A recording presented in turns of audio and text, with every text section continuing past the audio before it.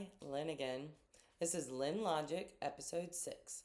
This is the list I wrote while I was healing. It's a constant movement. This is points 21 through 30.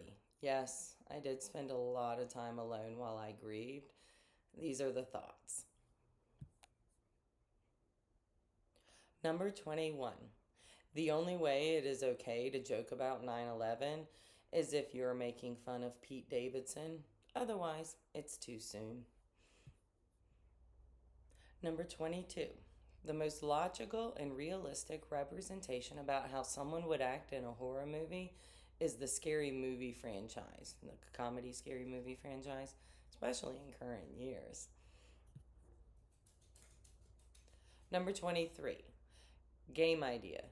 Give a disaster movie. You have to pick a place to be in the movie where you think you will survive. Example, on the boat in the movie Poseidon Adventure, when it flips, where are you that you yourself could survive? Number 24. At what point does aging become unattractive? Everybody is just an aging baby, but at some point, aging becomes gross. I'm sure that it differs between genders and ethnicities, but what is that age? Hell, my people look like melted wax when we age. Ooh, as an old woman, I can play the candlestick Lumiere in Beauty and the Beast. At least my melted wax will double as makeup. Number 25. All entertainment, from books to movies, to music, to art, to comedy, is just stories told in different mediums. How the story is told is what is attractive to the audiences. For instance, to be a comedian, it is taking an amusing life story and adding anecdotes, embellishments, and metaphors to make it amusing, to see a common story from that comedian's perspective. Number 26. Invention. Tracking UPC codes for your home with an app, so you can Google an object and find it in your home. Number 27. Create a virtual memory so you can search older memories for accurate details and or for comfort for dementia patients, like a technological pensieve. Well, this is actually what I use my AI for, a second brain and a memory. For these next two, I clearly watched a documentary. It was actually, these are apparently inspired by the New Jersey Long Oak Island slash Gigolo Beach serial killer. So, number 28. Movie or book idea, a community of serial killers getting discovered. Do they get away with it or get caught?